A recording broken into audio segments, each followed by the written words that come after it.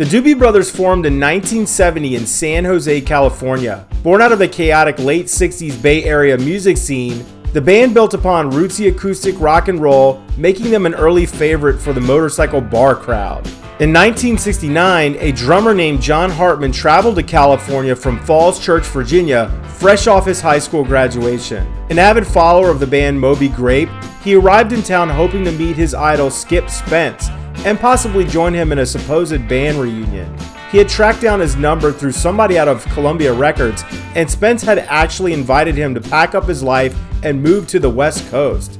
John had a bass player friend named Greg Murphy who tagged along for the ride. Once they arrived in San Francisco, Spence didn't really have anything for them to do, so suggested they call a local singer-guitarist-songwriter friend named Tom Johnston.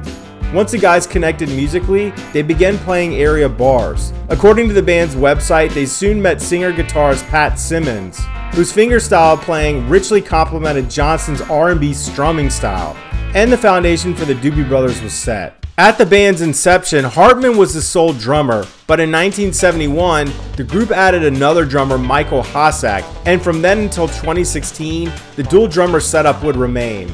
Hartman played on all of the Doobie Brothers' major hits throughout the 1970s. In 1979, he first left the band to take care of Arabian horses on his California ranch. He reunited with the guys in 1987 for a reunion tour and stayed on for a few more albums and touring, retiring for good in 1992. He was there for the band's induction into the Rock and Roll Hall of Fame in 2020, but died in late December of 2021 at the age of 71.